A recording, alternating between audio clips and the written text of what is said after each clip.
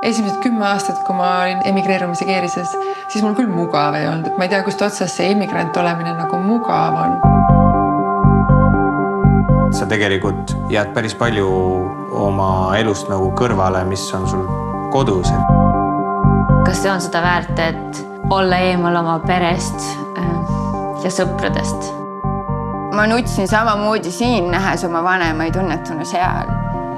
Või siiamaani on see nagu kõige raskem osa selle asja juures. Iga välismaal elav eestlane tegelikult panustab Eestisse läbi selle, et ta tutvustab Eestit välismaailmale.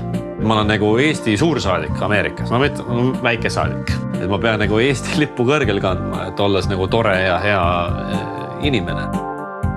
Minu enesemääratlus, ma arvan, et väga tugevalt tegelikult mõjutab minu otsust mitte minna Eestisse tagasi. Mul on lihtsalt 2 kodu. Ühes olles ma igatsen teist. Kas ma ootan midagi, et Eesti riik teeks, et me perega tagasi koliksime? Mul ei ole vaja suuremat maja, mul ei ole vaja mugavamat elu. Mul on vaja huvitavat elu.